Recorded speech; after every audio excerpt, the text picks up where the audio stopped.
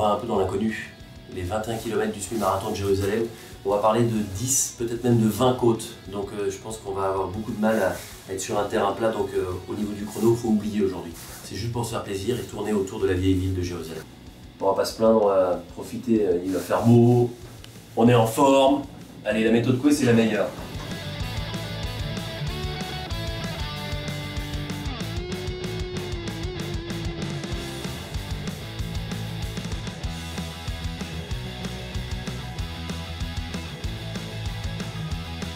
Allez, on y va!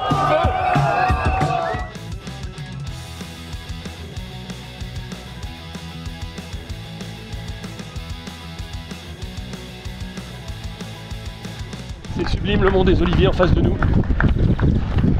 J'aimerais juste être comme Jésus là et devoir marcher pas forcément sur l'eau mais sur le bitume plus vite. Tu sais, sans les problèmes d'amorti. Juste rêver, tu vois, de voler sur un tapis. Un mélange entre Jésus et Aladdin, tu vois.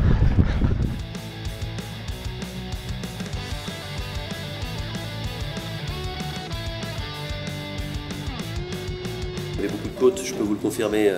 Je crois qu'il y en a entre 15 et 20. Jamais j'avais couru un marathon aussi compliqué. Il faut oublier toute notion chronométrique dans un semi-marathon comme celui-là. Il faut juste prendre les difficultés les unes après les autres. Et ce qui est formidable, c'est que sans rentrer à l'intérieur de la vieille ville, on tourne tout le temps autour. Donc on a des vues absolument magnifiques. Et puis à l'arrivée, on a des cuisses et des mollets bien douloureux. Parce que les côtes, au départ, on a l'impression que c'est facile, on les franchit les unes après les autres.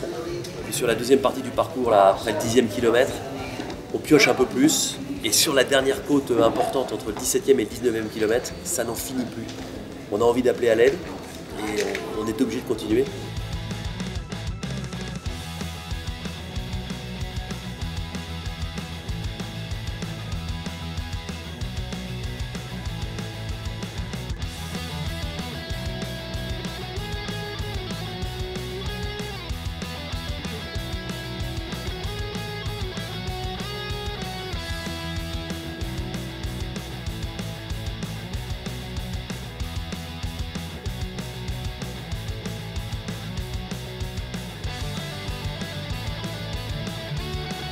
Là, c'est la première fois que je venais en Israël, la première fois que je visitais Jérusalem. J'ai parcouru de long en large la vieille ville hier.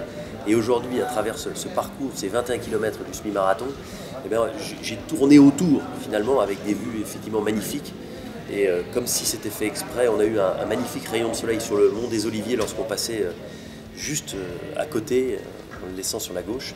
Et c'était absolument magnifique parce qu'il y a ce cimetière très aride, et puis il y a ces quelques oliviers qu'on voit sur le sommet de ce petit mont qui est à l'ouest, je crois, de Jérusalem. C'est un moment magique, se dire qu'on court dans cette région qui a marqué l'histoire, qui a marqué la religion. J'ai un tout petit regret, c'est que malheureusement on ne puisse pas, compte tenu du nombre de coureurs au départ, rentrer dans la vieille ville, passer, je sais pas moi, pas très loin du mur des lamentations, passer dans le souk, passer dans les petites ruelles qui montent au Saint-Sacrement.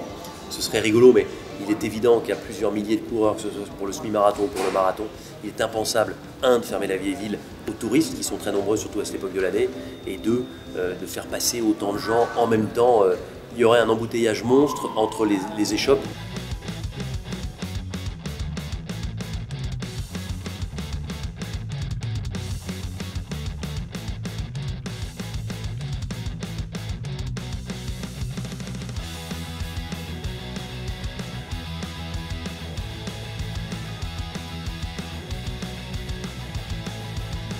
Oh, thank you very much. Thank you very much.